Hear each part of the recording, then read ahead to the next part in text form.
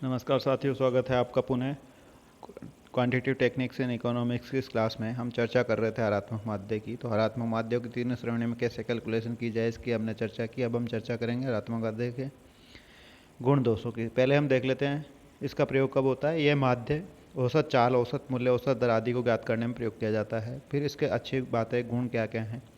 हरात्मक माध्य समांक माला के सभी पदों पर आधारित होता है, पहली बात। दूसरा है, हरात्मक माध्य में बड़े मूल्यों के पदों को कम और छोटे मूल्य के पदों को अधिक महत्व दिया जाता है, ठीक है। तीसरा है, अधिक प्रचलन वाली श्रेणी में यह माध्य उपयुक्त रहता है। जिसमें विचलन ज़्यादा होता है उसके लिए ठीक होता है। गति ज्ञात करने में भी यह माध्य उपयुक्त रहता है। हरात्मक माध्य भारित माध्य से श्रेष्ठ है क्योंकि इसमें भार देने की आवश्यकता नहीं पड़ती, स्वयं पदों को ही भार मिल जाता है। तो इस तरीके से ये इसके गुण हैं। इसके अलावा इसके दोष क्या क्या हैं कि उसे कठिनता से ही समझ पाता है, तो इसलिए इसकी कठिनता भी है। हरात्मक माध्य ज्ञात करने के लिए समांक माला के समक्ष पदों को जानकारी होना आवश्यक होता है। और हरात्मक माध्य एक ऐसी संख्या हो सकती है जो श्रेणी में ही नहीं हो, तो इस तरीके से उचित प्रतिनिधित्व नहीं कर सकती है। अब हरात्मक माध्य के विशिष्ट प्रयोग या स्पेसिफिक यूजेस देख लेते हैं। एक छात्र अपने घर से महाविद्यालय को 8 किलोमीटर प्रति घंटा की गति से साइकिल पर जाता है। यदि लौटते समय उसकी गति 10 किलोमीटर प्रति घंटा हो तो छात्र की औसत गति निकालें। तो यहाँ दूरी समान है और रेट जो चाल है वो अलग अलग है। तो औसत चाल निकालने के लिए कुल दूरी बटा कुल समय गणितीय सूत्र होता है। औसत चाल के अनुसार 8 और 10 का हरात्मक माध्य ज्ञात करेंगे अपन। तो औसत चाल हो जाएगा 2 बटे 1/8 प्लस 1/10। तो यह हरात्मक माध्य हमने ज्ञात किया है। तो 2 गुणा 10 प्लस 8 नीचे आ जाएगा और ऊपर 2 गुणा 8 गुणा 10 हो जाएगा। तो इस तरीके से 160/18 यानी कि 8.89 किलोमीटर प्रति घंटा की औसत गति हो जाएगी दोनों तरफ की मिला के। तो यहाँ औसत चाल किलोमीटर प्रति घंटा ज्ञात करना है। यहाँ दूरी प्रत्येक बार समान है अतः समय परिवर्तनशील है। इस स्थिति में हरात्मक माध्य का उपयोग उचित होता है। इसके विपरीत यदि समय प्रत्येक बार समान होता है तो समांतर माध्य उचित होता है। यदि दूरी समान न होकर अलग अलग होती तो भारित हरात्मक माध्य का उपयोग किया जाता। यदि समय समान न होकर अलग अलग दिए होते तो भारित माध्य का उपयोग किया जाता। इसके बाद हम दूसरा प्रयोग देखते हैं। दूसरा प्रयोग देख रहे हैं कि एक हवाई जहाज ने 800 मील की दूरी 4 विभिन्न गतियों 100, 200, 300, 400 मील प्रति घंटा की दूरी की पहली, दूसरी, तीसरी और चौथाई तय के लिए की।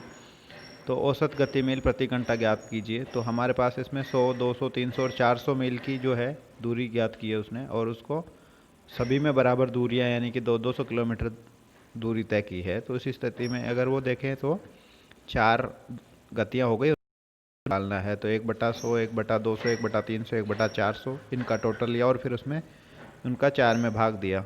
तो यह हमारा निकल के आ रहा है 192 मील प्रति घंटा। तो ये हरात्मक माध्य निकाला है हमने। दूरी समान है और चाल अलग अलग थी। इस तरीके से एक और एग्जाम्पल है। हरी से एक दुकान से 4 किलोग्राम प्रति किग्रा की दर से संतरे, और दूसरी दुकान से 5 किग्रा प्रति की दर से, तीसरी से 6 किग्रा और चौथी से 7 किग्रा की 7 रुपये की दर से खरीदता है। तो संतरों का जो रेट है वह प्रत्येक दुकान से 5 किलो संतरे खरीदता है, वह प्रत्येक दुकान से 5 किलो संतरे क्रय करता है, ₹5 के संतरे क्रय करता है। औसत मूल्य ज्ञात करवा रहा है। तो पहले वाले में हम इसका औसत मूल्य डायरेक्ट निकाल रहे हैं 4, 5, 6 और 7 से। तो सीधा मूल्य दूसरे वाले में प्रत्येक रुपये से 5 ही रुपये के संतरे खरीद रहा है। तो उस केस में हरात्मक माध्य का यूज किया है यहाँ पे 1/4, 1/5 से, और वो निकल के आ रहा है 5.27 रुपये प्रति किग्रा। तो इस तरीके से दो अलग अलग स्थितियों में दो प्रकार से प्रयोग किए जाते हैं। अब हम बात कर लेते हैं अनेक प्रकार के माध्यम में पारस्परिक संबंध। तो दो तरह के माध्य हो गए, एक तो माध्य माध्यिका और बहुलक, दूसरा है माध्य गुणोत्तर माध्य और हरात्मक माध्य। तो माध्य माध्यिका बहुलक का संबंधों की पहले वाली वीडियो में भी हमने चर्चा की थी। यदि इन तीनों मापों को सरल आवर्ती वक्र यानी कि स्मूथ्ड फ्रीक्वेंसी कर्व के रूप में निर्वाचित किया जाए तो पर्याप्त संख्या में अवलोकन समूहों के लिए बनेगी। तो ये कह सकते हैं कि माध्य एक्स आवर्ती वितरण के केंद्र सेंटर ऑफ ग्रेविटी पर होता है। माध्यिका वक्र के अंतर्गत क्षेत्र को 2 समान भागों में विभक्त करता है और भूयिष्ठ वक्र के शिखर का मान होता है, पीक का मान होता है, जैसा कि एक चित्र में बताया गया है। तो देख पा रहे होंगे आप, एक्स बार शुरू में under the peak of the curve तो है मोड एम ई जो है मीडियन आपका। डिवाइडिंग एरिया इन हाफ्स, बीच में आधा आधा बांट रहा है। सेंटर ऑफ ग्रेविटी एक्स बार है। इस तरीके से under the peak of the curve.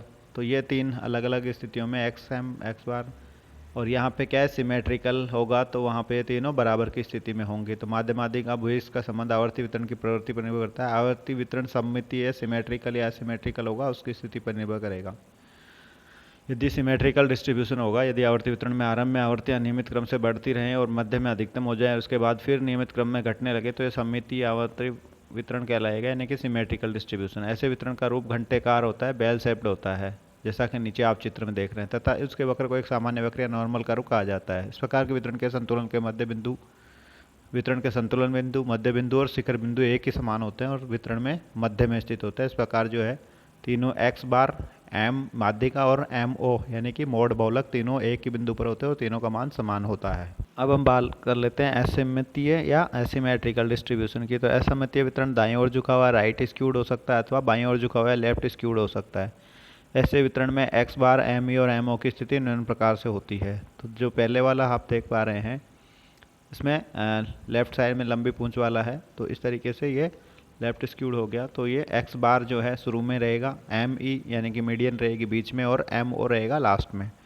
इसी तरीके से यदि राइट साइड में लंबी वाला है सिरे वाला, तो उसमें एम जो है वो पहले आ जाएगा मोड और एम ई मीडियन बीच में रहेगी और एक्स बार जो रहेगा वो राइट साइड में चले जाएगा। तो साधारण असममितीय वितरण है मॉडरेट एसिमेट्रिकल डिस्ट्रीब्यूशन में माध्य एक्स बार और ध्रुविस्टिक मोड के बीच और का अंतर माध्य और माध्यिका के बीच के अंतर का 3 गुना होता है। तो ये हमारा रिलेशन होता है एक्स बार माइनस एम जीरो बराबर 3 एक्स बार माइनस एम ई। तो इस साधारण आधारभूत संबंध समीकरण के आधार पर एक साधारण असममितीय वितरण में सांख्यिकीय माध्यों के मध्य संबंधों को निम्न प्रकार से व्यक्त किया जा सकता है, यानी कि जेड बराबर एम ओ यानी कि मोड या जेड बराबर होता है 3m यानी कि मीडियन माइनस 2x बार। तो ये हमारा रिलेशनशिप है जिसका हमने पहले भी जिक्र किया था पिछले वीडियोज़ में। अब इस पे आधारित एक सवाल भी देख लेते हैं हम लोग। इस पर आधारित कई बार प्रश्न पूछे जाते हैं परीक्षाओं में। तो ये दिया हुआ है कि किसी मध्यम असममित श्रेणी के माध्य और माध्यिकाएं 12.9 और 12.1 है, इसका अधिकतम संभव विशिष्ट या बहुलक ज्ञात करें। तो हमारे पास फॉर्मूला है एम ओ यानी कि 3m e माइनस 2x बार। उसमें आप वैल्यूज़ पुट करेंगे। 3 इंटू एम ई का वैल्यू है आपके पास में 12.1 और x बार का वैल्यू 12.9 है। वो वैल्यूज़ पुट कर ही कैलकुलेट किया। 12.1 को 3 से मल्टीप्लाई किया, 12.9 को 2 से मल्टीप्लाई किया और दोनों का डिफरेंस निकाला जो कि 10.5 आ रहा है। तो ये हमारा बहुलक हो जाएगा। इस तरीके से बहुलक ज्ञात किया जा सकता है। अब हम बात कर लेते हैं माध्य, गुणोत्तर माध्य और हरात्मक माध्य के बीच में संबंध। तो किसी समक माला के सभी पद मूल्य समान हों तो उनका माध्य, गुणोत्तर माध्य और हरात्मक माध्य तीनों बराबर होंगे, यानी कि सभी पद मूल्य एक जैसे हों तो उनकी वैल्यू तीनों माध्यों के लिए बराबर रहेगी। परंतु यदि पदों के मूल्य असमान होंगे तो उनका माध्य गुणोत्तर माध्य से अधिक होगा तथा गुणोत्तर माध्य हरात्मक माध्य से अधिक होगा। इसका कारण यह है कि माध्य में बड़े मूल्यों को अधिक और छोटे मूल्यों को कम कर दिया जाता है तथा गुणोत्तर माध्य में बड़े मूल्यों को कम और छोटे मूल्यों को अधिक बार दिया जाता है। हरात्मक माध्य में गुणोत्तर माध्य से भी अधिक बड़े मूल्यों को कम और छोटे मूल्यों को अधिक बार दिया जाता है। इस वजह से जो एक्स बार होगा वो बड़ा होगा ज्योमेट्रिक मीन या गुणोत्तर माध्य से और गुणोत्तर माध्य बड़ा होगा हार्मोनिक माध्य से। किन्हीं दो मूल्यों का गुणोत्तर माध्य के गुणनफल गुणोत्तर माध्य के बराबर होता है। तो ये आप देख सकते हैं कि गुणोत्तर माध्य किसके बराबर होगा, x bar into H M करेंगे और उनका अंडर रूट लेंगे तो वो गुणोत्तर माध्य के बराबर होगा, या गुणोत्तर माध्य का स्क्वायर होगा वो समांतर माध्य और हरात्मक माध्य के गुणनफल के बराबर होगा। अब हम इस पर आधारित एक सवाल देख लेते हैं। कई बार प्रश्न पूछे जाते हैं, दो वस्तुओं का, दो या आइटम्स का अंकगणितीय माध्य 5 और गुणोत्तर माध्य 4 है, उनका हरात्मक माध्य ज्ञात करें। तो हरात्मक माध्य और गुणोत्तर माध्य का संबंध हमें पता है। गुणोत्तर माध्य का स्क्वायर होता है वो समांतर माध्य और हरात्मक माध्य का गुणनफल के बराबर होता है। तो गुणोत्तर माध्य का स्क्वायर किया 4 का स्क्वायर और 5 इंटू एक्स मान लिया एच एम को। तो अब 4 का स्क्वायर 16 बट्टे में 5 किया 3.2 आ गया, यह हमारा हरात्मक माध्य आ गया। और ये संख्याएं भी ज्ञात करवा रहा हो तो हम ज्ञात कर सकते हैं। दो माना की संख्याएं एक्स और वाई हैं और उनको पुटअप करेंगे फॉर्मूले में। एक्स बार बराबर हो जाएगा 5 है बराबर एक्स प्लस वाई बट्टे 2 करना है, दो संख्याएं हैं तो 5 दूनी 10, एक्स प्लस वाई बराबर 10 आ गया। इसी तरीके से ज्योमेट्रिक मीन निकालना चाहिए तो एक्स इंटू वाई का गुणा किया तो वो आएगा हमारे पास जी एम का स्क्वायर। तो यानी कि 4 का स्क्वायर 16, तो एक्स इंटू वाई बराबर 16 आ गया। तो यहाँ एक्स प्लस वाई का होल स्क्वायर करना चाहें तो 10 का स्क्वायर हो जाएगा और माइनस 4x वाई, ये यानी कि गुणनखंडों का प्रयोग करते हुए वापस x माइनस वाई का वैल्यू हम निकालेंगे 6 आ जाएगा। तो x प्लस वाई का 10 और x माइनस वाई का 6 आ गया है। यहाँ से हम x और y की वैल्यू आसानी से कैलकुलेट कर सकते हैं दोनों का जोड़ करके। तो सिंपल मैथमेटिकल कैलकुलेशन से x का वैल्यू हमारे पास 8 आ रहा है और y का 2 आ रहा है। तो इस तरीके से x और y की वैल्यू भी ज्ञात की जा सकती है। अब हम चर्चा करते हैं उपयुक्त माध्य का चुनाव कैसे किया जाए। तो विभिन्न माध्यों की अलग अलग विशेषताएं होती हैं और आवश्यकता अनुसार अलग अलग दशाओं में अलग अलग माध्यों का प्रयोग किया जाता है। उपयुक्त माध्य का चुनाव अनुसंधान के उद्देश्य पर निर्भर करता है। उद्देश्य के अनुसार जिस माध्य का विशेषताएं अनुकूल पाई जाती हैं उसी माध्य को चुना जाता है। सामान्यतः माध्य का चुनाव करते समय निम्न बातों का ध्यान रखा जाना चाहिए। पहला है उद्देश्य के अनुसार। अनुसंधान के निर्धारित उद्देश्य के अनुरूप ही माध्य का चुनाव किया जाना चाहिए। यदि सभी मूल्यों को समान महत्व देना हो तो माध्य उचित होता है, सरल माध्य। इसके विपरीत बड़े मूल्यों को कम और छोटे मूल्यों को अधिक महत्व देना हो तो गुणोत्तर माध्य श्रेष्ठ रहता है। उपभोक्ता पदार्थों के लिए विपणन संबंधी सर्वेक्षण में ह्यूरिस्टिक अधिक प्रयोग किया जाता है, यानी कि बहुलक का प्रयोग अधिक किया जाता है। विद्यार्थी की ऊंचाई अथवा योग्यता में इसका माध्य का से श्रेष्ठ परिणाम निकाले जा सकते हैं। प्रतिनिधि माध्य ऐसा होना चाहिए जिससे समयमाला के सभी मौलिक विशेषताओं का यथोचित प्रतिनिधित्व किया जाए। और आवर्ती वितरण। आवर्ती वितरण से भी माध्य का चुनाव प्रभावित होता है। यदि वितरण सममित या सिमेट्रिकल होता है जैसा हो तो माध्यिका या भूयिष्ठ में कोई भी माध्य ज्ञात किया जा सकता है। माध्य का चुनाव करने से पूर्व आवर्ती वितरण की प्रकृति और उसके गठन को विचारगत रखना आवश्यक होता है। जिस श्रेणी के वर्गांतरों की सीमाएं खुली होती हैं माध्य की गणना करना कठिन होता है। यदि पदों की संख्या सीमित होती है तो भूयिष्ठ का ज्ञात करना संभव नहीं होता है। यदि सीमांत मूल्य असामान्य हो और अधिकांश पदों का जमाव मध्य में हो तो माध्य समंकमाला का उचित प्रतिनिधित्व नहीं करता है। असतत श्रेणी में माध्यिका और भूयिष्ठ ऐसा मूल्य हो सकता है जो वास्तविकता में श्रेणी में हो। तो डेविस का भी परीक्षण या टेस्ट यूज किया जाता है। सममितीय साधारण असममितीय श्रेणी में का उचित प्रतिनिधित्व करने वाला माध्य माना जाता है। प्रोफेसर जॉर्ज डेविस ने सममितीय वितरण जिसमें माध्य वितरण की केंद्रीय प्रवृत्ति का उचित प्रतिनिधित्व करेगा के परीक्षण का एक सूत्र दिया है। उन्होंने लिखा है log Q1 plus log Q3 minus log 2 log M बटा log Q3 minus log Q2। तो ये log 3 माइनस log Q1। तो इन्होंने क्वार्टाइल्स के आधार पे ये कैलकुलेशन करके बताया कि ये अगर टेस्ट का वैल्यू सब सही आ रहा है तो वो सही प्रतिनिधित्व करेगा। अब माध्यों की विशेषताओं की बात कर लेते हैं। माध्यों का चुनाव करते समय उनके गुण दोष उनकी विशेषताओं को ध्यान में रखना चाहिए। उसी माध्य को चुनना चाहिए जिसकी विशेषताएं आवश्यक उद्देश्यों के अनुरूप हों। तो पहला है अनेक सामान्य वितरणों में माध्यिका या भूयिष्ठ या अपेक्षा माध्य में प्रतिचयन का विचलन कम मात्रा में पाया जाता है। तो इसका भी महत्वपूर्ण इस्तेमाल किया जा सकता है। मौलिक अवलोकनों से माध्यिका की गणना सरल होती है। यदि अन्य कारणों से माध्य की गणना आवश्यक न हो तो माध्यिका का उपयोग किया जा सकता है। आवर्ती वितरण घटित हो जाने पर माध्यिका या भूयिष्ठ की गणना जल्दी हो सकती है। खुली सीमा वाली सारणी ओपन एंड टेबल में माध्य की गणना नहीं की जा सकती, जबकि माध्यिका और भूयिष्ठ की गणना करने में खुली सीमाएं बाधक नहीं बनती हैं। यदि मूल्यों की संख्या कम हो तो माध्यिका उचित नहीं होती है।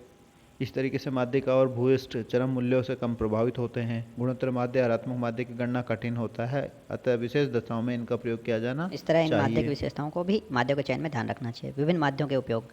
तो विभिन्न माध्य अपनी अपनी विशेषताओं के कारण अलग अलग परिस्थितियों में उपयुक्त होते हैं, अतः विभिन्न माध्यों का प्रयोग निम्न प्रकार करना चाहिए। माध्य जो अर्थमेटिक एवरेज। माध्य का प्रयोग सामाजिक आर्थिक व्यापारिक समस्याओं के अध्ययन में किया जाना चाहिए। उत्पादन आय मूल्य आयात निर्यात आदि तथ्यों के अध्ययन में इसी माध्य का उपयोग उचित रहता है। इस प्रकार के तथ्यों के केंद्रीय प्रवृत्ति का अध्ययन माध्य के प्रयोग में भली भांति हो सकता है। जब हम औसत आमदनी औसत उत्पादन औसत मूल्य के बारे में बात करते हैं तो हमारा तात्पर्य इस अर्थमेटिक एवरेज से ही होता है। जब तक अन्य माध्यों को प्रयोग के विशेष कारण नहीं हो माध्य का प्रयोग ही उचित कहलाता है या उचित होता है। दूसरा है फिर भारित माध्य वेटेड एवरेज। यदि समकमाला के विभिन्न पदों को अलग अलग मात्रा में महत्व देना उचित हो तो भारित माध्य की गणना की जानी चाहिए। यदि एक परिवार में प्रति व्यक्ति उपभोग का अध्ययन करना हो तो बच्चों पुरुषों और स्त्रियों को अलग अलग भार देना उचित होगा। निर्देशांक की गणना से भी भार देना उचित होता है। विभिन्न दशाओं में भारित माध्य का ज्ञान किया जाना चाहिए। यदि एक संपूर्ण समूह जिसमें विभिन्न विशेषताओं वाले अनेक उपसमूह हो तो औसत ज्ञात करना हो।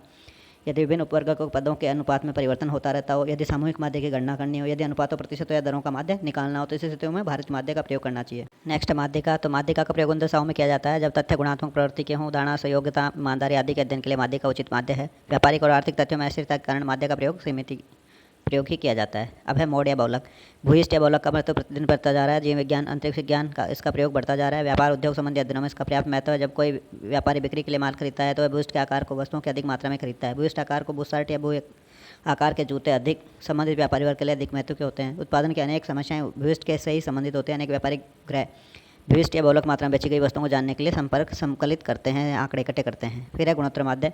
निर्देशांकों की गणना में गुणोत्तर माध्य विशेष लाभदायक होता है। इससे वे परिवर्तनीय हो जाते हैं और एक समान अनुपातिक परिवर्तनों को समान महत्व देता है। जनसंख्या के अनुपातों को ज्ञात करने के लिए जनसंख्या के परिवर्तनों को ज्ञात करने के लिए गुणोत्तर माध्य उचित रहता है, क्योंकि जनसंख्या ज्यामितीय दर से बढ़ती है। यदि श्रेणी में अधिक विचलन हो तो गुणोत्तर माध्य अत्युपयोगी सिद्ध होता है। इसी प्रकार से हरात्मक माध्य समय दर और मूल्यों से संबंधित तथ्यों में हरात्मक माध्य उचित रहता है। सबसे छोटे मूल्यों को अधिक महत्व देना हो तो भी हरात्मक माध्य का प्रयोग किया जाता है। इस प्रकार से आपका ये माध्य का टॉपिक कंप्लीट हुआ। धन्यवाद।